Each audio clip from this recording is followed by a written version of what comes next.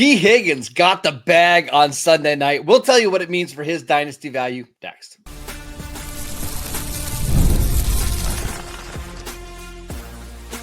You are Locked On Dynasty Football, part of the Locked On Podcast Network. Your team every day. Here are your hosts, Marcus Mosher and Kate Madjuk. Welcome back to the Locked On Dynasty Football Podcast, part of the Locked On Podcast Network, your team every day. We'd like to thank you for making us your first listen of the day. Today's episode is brought to you by FanDuel. Right now, new customers can get $200 in bonus bets when your first $5 bet wins. Welcome back. I am your host, Marcus Mosher. You can follow me on Twitter at Marcus_Mosher. Joining me today, as always, is Kate Madjuk. You can follow her on Twitter at Kate Madjuk. And on today's show, we're taking a look at a Jordan Mason trade, which was kind of out of nowhere. Cooper Kupp joining Jaxon Smith-Njigba in Seattle. But, Kate, we've got to talk about Tee Higgins, somebody who we've been speculating for, it feels like years now, could eventually part ways with the Bengals and become a wide receiver one elsewhere. That's not the case. He's now locked in with the Bengals for the next 4 years. He'll be playing along Jamar Chase. What does this do for his dynasty value moving forward? I think it pretty much keeps it the same, right? The biggest question marks for me about Tee Higgins were not necessarily, is he going to be the wide receiver one? I think the bigger question for me is like, how often is he going to be healthy, right? And that has absolutely nothing to do with the contract extension that he signed. But I do think is the biggest takeaway here is the fact that Joe Burrow walks away a winner, having, the ability to throw to two of these very talented wide receivers for the years to come. That's the story here. Well, I mean, let's also mention, I know this guy's not quite as good as Tee Higgins and Jamar Chase, but they also locked up Mike Gesicki, who Joe Burrow was like campaigning for this offseason. So to keep your top three playmakers, you still have Chase Brown under contract for the next 2 years. You've got some young receivers. We know that Joe Burrow is going to be surrounded by elite talent. Kate, right now on Dynasty League football, he's already been being drafted as QB5 in startup drafts. He's not going to probably ever get any higher than that because the four quarterbacks ahead of him, Jackson, Daniels, Allen, and Hurts, all run and Burrow doesn't. But it seems like his spot at QB5, QB6 is pretty stable moving forward. Yeah, I think that's the big storyline there. You kind of forget about Mike Gesicki because he is more of this like ancillary playmaker. Yeah, complimentary player. Yeah. He's a complimentary player. But what all of these guys do is raise the floor for Joe Burrow as a passer significantly. And we know that Joe Burrow is one of the few passing more pure pocket passer. I can't talk. But he's one of the pure passers that isn't going to get you a ton on the ground that still maintains some upside as a passing quarterback for fantasy football. Okay, let's talk about Tee Higgins' dynasty value because in the month of February, and this is the latest batch of ADP we have, so we're still lagging behind a little bit, but Tee Higgins being drafted as wide receiver 16, behind players like Garrett Wilson, Terry McLaurin, Jaxon Smith-Njigba, but ahead of Xavier Worthy, Tat McMillan, Rome Odunze. Does wide receiver 16 feel about right for Tee Higgins? It feels about right. And I think the reason why is the fact that he's got wide receiver one. He's got top 5 upside any given week, as long as Joe Burrow is throwing him the football. But that ADP of wide receiver 16 does bake in some of these lower floor games that we're going to see from Tee Higgins, just based on the sole fact that he's not the main guy, right? He's not the wide receiver one in Cincinnati. So I think that doesn't even bother me as much. I wonder if the ADP is more reflective on the injuries. Like there was a point I remember us talking about it during the season where Tee Higgins had missed like 35% of his career games up into that point. Now he played more down the stretch, so that number kind of went away a little bit. But I wonder if I were telling you, like, hey, for the next 4 years, through the life of this contract that Tee Higgins he's going to sign, he's going to stay healthy for 16 games every single year. I would bet that he would be significantly higher in ranked. Absolutely. I mean, the injury component, I think, is the most substantial bit of that conversation. And 2024 alone, hamstring injury, missed weeks 1 and 2, quad strain, ankle sprain in week 18. This was just kind of a ongoing series of events that has really stemmed throughout his entire career. And it is kind of concerning. I think the most concerning for me is the hamstring component, because it has been something that we've seen, not once, not twice, but this has been an issue for him going back to 2019 in college, hamstring injuries. That is the biggest problem with Tee Higgins. The last thing I want to mention on this Bengals side before we move on, because we kind of had a feeling this was trending this way for a while. The Bengals made it very clear they weren't going to let Tee Higgins walk. I think it was Duke Tobin at the combine said, if you need a receiver, go get your own. Like, stay away from T. Jamar Chase is wide receiver 1 right now in Dynasty leagues. He's the number 1 overall player in startup drafts, non-superflex drafts. I'm assuming this doesn't change anything for you, right? No, not at all. We already have had that kind of production from Jamar Chase, despite the fact that Tee Higgins is still a fixture in an offense. And we know, Joe Burrow is a quarterback that can sustain 2 wide receivers in their production. So yeah, not moving the needle for me whatsoever, but we know the upside is just so high for a player like Jamar Chase. And I mean, honestly, Tee Higgins sticking around, probably a good thing for him, right? The opposing defenses can't just blanket Jamar Chase in coverage. Not that it's easy to do, because he's one of the best wide receivers in the National Football League, but it does open things up a little bit, because you can't leave Tee Higgins wide open. So I think this is probably good news for him in general. And he's just going to maintain that same value as a top 5, top 1 Dynasty player that he's had dating back to 2021. The other thing is, Kate, like, okay, let's say you wanted to theoretically move Jamar Chase down in your Dynasty rankings. Are you moving Justin Jefferson ahead of him, who is also competing with targets with Jordan Addison and TJ Hawkinson, and he doesn't have Joe Burrow throwing the football? The good news is that Jefferson has been productive with whoever has been throwing him the ball. But it's of those top 2 guys, like both Chase and Jefferson have some really good talent surrounding him. So you can't knock Chase because he's playing with Higgins and not knock Jefferson when he's playing with Addison and Hawkinson. So there's no difference there in terms of competition for targets. So really just pick your poison. If you've got the 101, you're choosing between one of these wide receivers. I lean Chase at this particular moment with consensus here. I love all the moves that the Bengals have made. Should they have made them a while ago? Probably, but it's kind of incredible that the top 3 players in our Dynasty startup drafts are Jamar Chase, Justin Jefferson, and Malik Neighbors. 3 LSU wide receivers, and Chase and Jefferson happened to play with each other in 2019. Just shows how ridiculous the talent was there. Okay, let's talk about Cooper Kupp getting a pretty sizable deal from the Seattle Seahawks this weekend. We'll talk about that next. This episode is brought to you by Monarch Money. Have you ever checked your bank account and wondered, where did all my money go? Between dining out, online shopping, and entertainment, it's really easy to lose track, but that's where Monarch Money comes in, your personal CFO, giving you full visibility and control over your finances.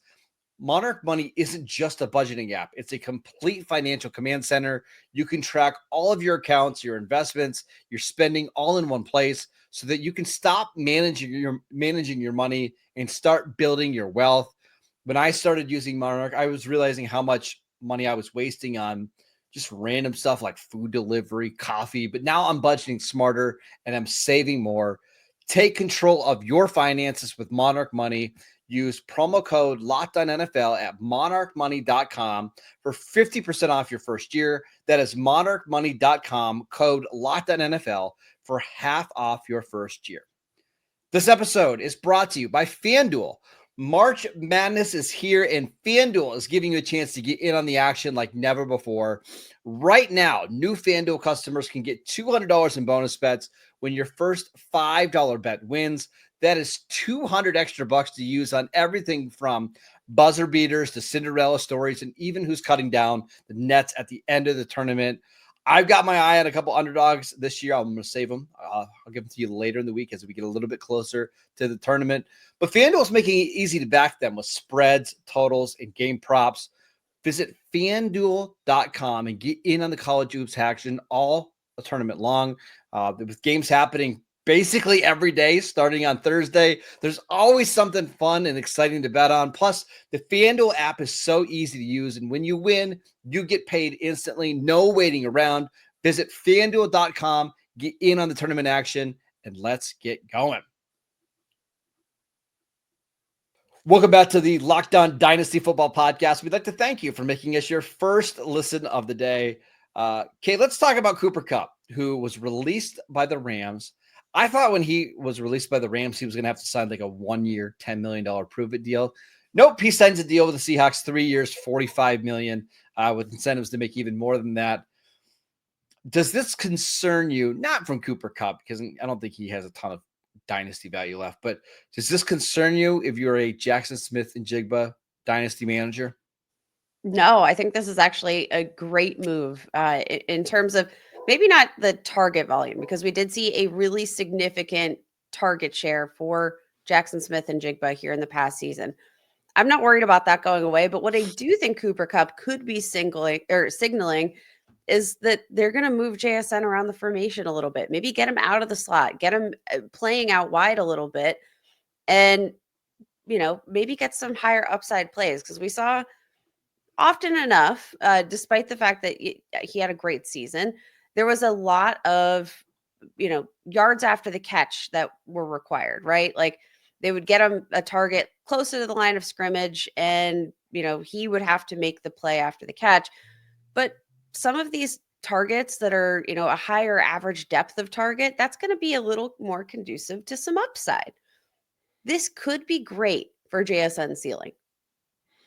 So this reminds me of when the Jets brought in like Alan Lazard or Mike Williams to play with Garrett Wilson. Like I kind of just think Cooper Kupp is dust, and he's just not very good anymore, and he can't get open. And like I think there are going to be JSN dynasty managers that panic a little bit, or maybe we see him move down the rankings a little bit. I just don't think Cooper Kupp is a threat to JSN at all. We knew Seattle was going to bring in another receiver to pair with him. I think DK Metcalf is a lot more intimidating than what Cooper Kupp is. Yes. Or I think the combination of Metcalf and Tyler Lockett is certainly a lot more threatening than what Cooper Kupp is. I don't, this doesn't faze me at all. And in fact, I think I like JSN even more now. Yeah. And the contract terms, again, might be one of those things that scares off a couple dynasty managers and freaks you out a little bit. 3 years, $45 million. That's not too bad. But when I'm looking at the likelihood of him playing out that entire contract there with the Seattle Seahawks, let's not forget he's about to turn 32 years old, and we've already seen him deal with, some significant injury history over the past couple of seasons, right? And I don't think that's going to get any better with age. But what I think we are going to see is, a good opportunity for JSN to play not maybe primarily the slot, because that is going to be Cooper Kupp's role.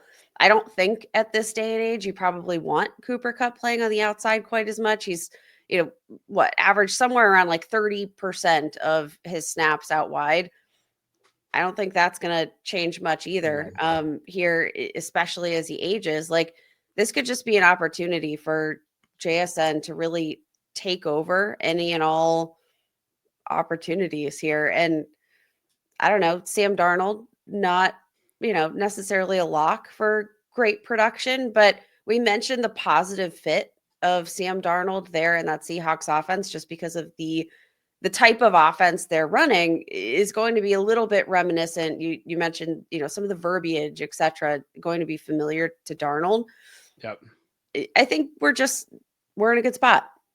All of these moves, I think, in general in free agency have mostly been a net positive for dynasty managers. I'm kind of relieved, because you never really know what to expect heading into a busy free agency. If I would have told you, Kate, pre-free agency that JSN is going to go from DK Metcalf and Tyler Lockett competing with him for targets to just Cooper Kupp. You'd have been like, sign me up, right? Yeah. Now there was a week in there where Metcalf and Lockett were gone and Kupp wasn't on the roster yet, and you felt like, hey, maybe there's a chance that JSN is going to have like 275 targets this year. That was never going to happen, but you get the point. I just don't think Cooper Kupp is threatening at all. The hard part is I don't think I can move JSN up anymore because he's already being drafted as a wide receiver 13. And some of the receivers ahead of him are like Marvin Harrison Jr., A.J. Brown, Drake London, Nico Collins, Brian Thomas. But I feel even more secure in that ranking than ever before. Yeah, feeling very, very confident. And it's kind of funny because we're looking at this ADP, right? February ADP, courtesy of Dynasty League Football. Marvin Harrison Jr., Jaxon Smith-Njigba, Terry McLaurin, Garrett Wilson, all four of those wide receivers in a row. Ohio State, I know LSU dominated the top of those Dynasty ADP rankings. OSU coming in strong. I know. Good old Buckeyes here. We've got LSU at the top, but then Ohio State down there a little bit. Pretty fun. Yeah. Brian Thomas, wide receiver 7, LSU. Ken, I wanted to ask you about Sam Darnold because if there's anybody that's going to benefit from this signing, I think it is Sam Darnold, who at least just has another reliable underneath receiver. Going into February, he had an ADP of 26. He's behind quarterbacks like Anthony Richardson, JJ McCarthy, Tua, Shedeur Sanders. Are you buying at QB 26, or is that about right for you? I just don't want to say buy Sam Darnold, but well, let me ask you this then. That value seems relatively nice considering the contract, considering the fact that, he's going to have a starting job here, at least for the imminent future.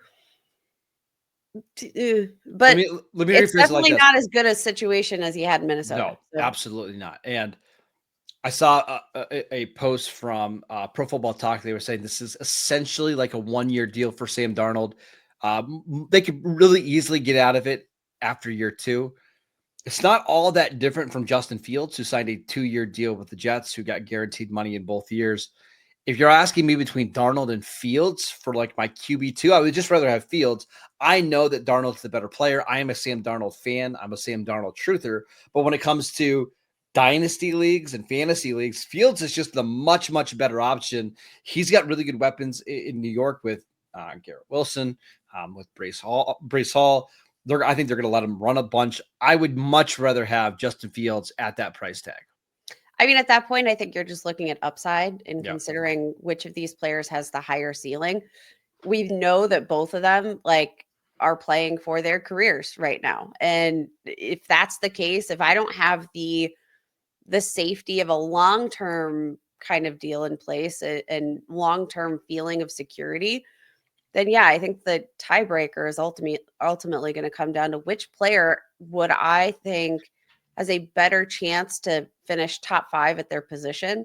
Which player do I think has a higher likelihood of winning me any given week? It's Justin Fields for sure. I'm not sure it's all that close. Now, I think QB 26 is where Darnold should be drafted, and maybe you go up a spot or two. I don't care. Like once you get down to that past QB 21 range, they're all about the same. But if I'm picking my option, I think I would just go with Fields because I'm like, I'm betting on the upside there. Give me the guy that could be a real difference maker. And we saw last year when Fields started with the Steelers, he was somebody that you wanted in your lineup every single week. And Pittsburgh did a really good job of making sure that he wasn't over-reliant on his legs. I just don't think the Jets are going to care. I think the Jets are going to run the crap out of him this year. And it won't be a shock, Kate, if we see him average like 8 to 10 carries every single game. Yeah, that's going to be fun. Yeah. All right, let's talk about one of the more shocking trades that happened over the weekend. Jordan Mason got traded to the Vikings. We'll break it down next. The NCAA tournament is here, and so is the bracket breakdown. Locked On Podcast Network and Amazon Fire TV channels are teaming up to deliver NCAA tournament coverage like never before. Watch studio shows featuring former players and Locked On's local experts as they guide you through every upset, buzzer beater, and bracket matchup. Stream it all for free on Amazon Fire TV channel. Search Bracket Breakdown to see it all for free. It's your team every day.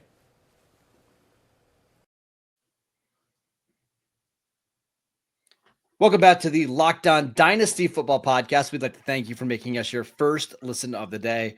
For your second listen, check out the Locked On NFL Draft Show with Damian Parson and Keith Sanchez. Now that the season is over, get the latest draft rankings, rumors, and news every day, and find Locked On NFL Draft on YouTube or wherever you listen to your podcasts. All right, Kate, one of the things we saw happen this weekend was that the 49ers placed a second-round tender on Jordan Mason with the idea or the hopes that they could trade him. Now, they didn't trade him for a second. They traded him for a 6th-round pick in a late-round pick swap. But Jordan Mason to the Minnesota Vikings is interesting as a backup behind Aaron Jones. What do you think about that? I think it is interesting because what I am looking at in terms of the contract, right? 2 years, $7 million, great. There is a maximum value of $12 million with this contract, which tells me there's some incentives at play for Jordan Mason. Now, do I think he's super likely to reach those incentive marks if we see Aaron Jones maintain his health throughout the season? No. Probably not. But in terms of an insurance policy, it's kind of intriguing, especially given Aaron Jones's age, the miles that he's had on the tires. He's dealt with injuries in the past. Is Jordan Mason suddenly one of the better quote unquote handcuffs? Yes, in absolutely. Dynasty fantasy football. Absolutely, because Aaron Jones, I believe, is 30 right now, and that's usually the age where running backs really start to break down. And I just think Mason's a really good fit in that offense. They use a lot of wide zone concepts. He's a no-nonsense runner. So I do think Mason is somebody that I'm targeting. Here's the other thing, Kate, is like they went out and purposely traded for him. This wasn't somebody that they gave a 1-year deal for. They signed him to a pretty expensive backup running back contract. In fact, it's really more of like a low-end starter contract. I just won't be surprised if we get to like week 7, week 8, and Aaron Jones is a little nicked up. And now he's more the complementary back, and it's Jordan Mason who's getting 15, 16 touches a game. So I think Jordan Mason at his current price tag, which was pretty low, I think I'm in. Yeah, I think, again, not a player that I'm going to necessarily expect immediate contributions from, but let's not forget that, 4-game stretch to start the season here in 2024, 3 games of 100+ rushing yards and a touchdown. And I think you're going to be happy with the fit, as you mentioned there in Minnesota. And I think you're going to be really happy with the fact that there probably are going to be some opportunities for him to sneak in and start a couple games out of the year. And when he does, he's probably going to finish as an RB1. RB 58 right now on Dynasty League football. That's how high do you think that goes up though? With this I bet that goes up into the upper 30s, like in the DeAndre Swift, Jalen Warren, Trey Benson range. Would you rather have Blake Corum or Jordan Mason? Corum, I think. Okay. Right now, RB 48, but let's. I think Corum's going to go up a little bit, but yeah, I think you're looking at like that Rachaad White. Like I'd rather have Mason than Rachaad White. Now, here's the question: would you rather have Mason or Aaron Jones in dynasty leagues? I think I'll still take Aaron Jones. Okay. So, Kate, one of the more interesting things about that, we talked about Jordan Mason, but I'm more interested in what are the 49ers doing at running back? Because Christian McCaffrey is 28, coming off a year where he hardly played. He's got some major injury concerns. The only other running backs on the roster are, I think it's Isaac Guerrero. We saw Elijah Mitchell leave this offseason for Kansas City. There have been a lot of people that have kind of been wondering, a lot of people have been wondering, could this be a team that drafts a running back early? Are they in the Ashton Genty sweepstakes at 11? I don't think so, but I would not be shocked, Kate, if they're a team that looks at the running backs like on day 2 and they add a Caleb Johnson, who I think is the best zone runner in this class, or a Travion Henderson to give them some speed. I think the 49ers are in the running back market. We've talked a lot about what the future of Christian McCaffrey looks like in this offense, and the fact that it would make a lot of sense for him to, maybe take on a little bit more of a primary receiving role as opposed to a guy that's going to handle 20 plus carries a game. We saw with these Achilles issues that he had, I think, load management was kind of going to be the name of the game if he hadn't suffered another injury. And that does carve out a whole a giant chunk of opportunities there if they do plan to transition him in that way. So what does that mean for, I maybe care less. I don't really mind, Isaac Rendo. I think this is a great time to sell. But what do you do with Christian McCaffrey then at RB12? If you're expecting that's his current value, Dynasty League football, what do you do with him at that valuation? Because I think, again, you probably have to sell if you're going to be able to get that kind of value out of him, right? I mean, yeah, we've got some startup ADP, and you're seeing players like Omarion Hampton, Caleb Johnson, Travion Henderson, all being drafted behind McCaffrey right now. And there's no way. Just give me Omarion Hampton. Yeah, there's no way. Straight up. McCaffrey's probably somebody I'm avoiding in my dynasty leagues, but I understand the appeal. Like whenever he's healthy, he's probably the best bet to produce the most fantasy points per game. I just think we're getting to that point in his career where you worry about him every single time he takes the field, every single hit that he takes. I think once you get him in the RB15, RB16 range, that's when I think he's a good value. But RB12 and talking about spending a top 40 startup pick on him, no thanks. It's rich. And again, let's talk about just where the 49ers are kind of at right now. They did sign a contract extension with Christian McCaffrey just last year, 2 years, $38 million. That's pretty rich, right? Yep. Even crazier is the fact that they signed that knowing, I think, that he had some health concerns. But I mean, this is a team that's in a full rebuild right now. I mean, they have blown it up. He's got, 2025 and then 2 years after that left on his deal. I just have to wonder, at what point, once it makes financial sense for them, after this season, he'd only carry $8 million in dead cap as opposed to $22 million. I would not be surprised if this is Christian McCaffrey's last year as a San Francisco 49er. So, or this is just his last year as a every down running back, and we see him start to transition more to that slot receiver or as a part-time running back. But I think you're right, though. This is probably the last year we see him in a featured role. Yeah. Tough times, but again, if you can sell for that kind of value, I think he still has all of that name value and more. All right, that is it for today's show. We'd like to thank you for making Locked On Dynasty Football your first listen every single day. Make sure you check out the channel on YouTube. Download the podcast wherever you get your podcasts. We are free and available on all platforms. Follow Kate on X at Kate Majuk. I'm at Marcus _Mosier, and we will see you right back here tomorrow.